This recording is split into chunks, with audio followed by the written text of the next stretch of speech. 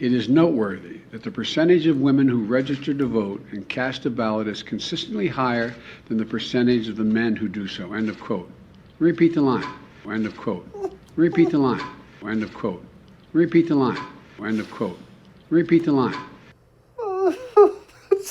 It's just, you know what? I'm going to bring in Dave Rubin before I comment on this. Remember, the White House actually edited the transcript to make it sound like he said, let me repeat the line. But Dave, he's, of course, the host of the Rubin Report, author of the book, outstanding book, I might add, Don't Burn This Country. Dave, I know you have tons of experience in media, and so undoubtedly you've had to read off of a teleprompter at some point in time before.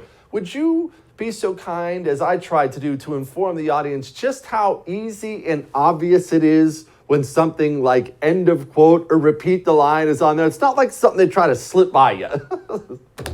Hey, guys, move the prompter. I'm on with Jesse Kelly right now. How am I supposed to speak if the prompter's not moving? Jeez. You know, look, first off, I'll give Joe Biden a tiny bit of room here. That's not the white supremacy sign, by the way. That's just like the kind of, okay, I'm going to try to help you out, Joe sign, which is that sometimes reading those things can be a little bit complex. It can a little bit, even if you're an old pro. However, he does not know what he's saying. That's the point. Jesse, if you or I are reading on a prompter, right? So when I do my show, it's off the top of my head, but I do have some cue points on a teleprompter, right? I have to read it, but I know what I'm saying. If the prompter went out in the middle of my show, it's not like I'm going to stare at the screen blankly and have no idea what's going on. He has no idea what he's saying, which is why when he says repeat the line, or when the prompter, when he clearly is off prompter and he suddenly doesn't know who his defense secretary is, he doesn't know who his wife is, he doesn't know what country he's president of. It's because nothing is going on here. So I don't think that people thought he was going to break down this quickly. And he has broken down in a year and a half the way I think maybe you and I thought perhaps that it was going to happen this quickly. But I think most people that supported him were like, he's old, something ain't right. Oh, it's a stutter or something.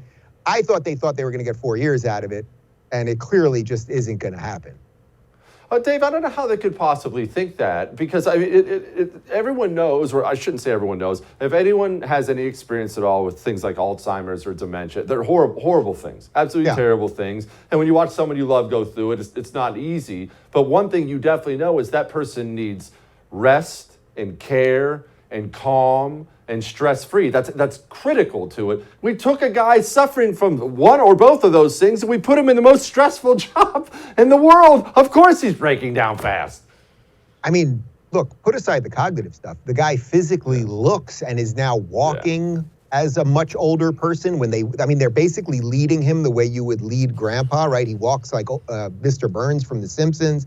You know, the face, the wrinkles, all his facelifts are starting to catch up with him. The hair plugs are looking crazier. The injections God only knows what they've done to him. Okay, fine.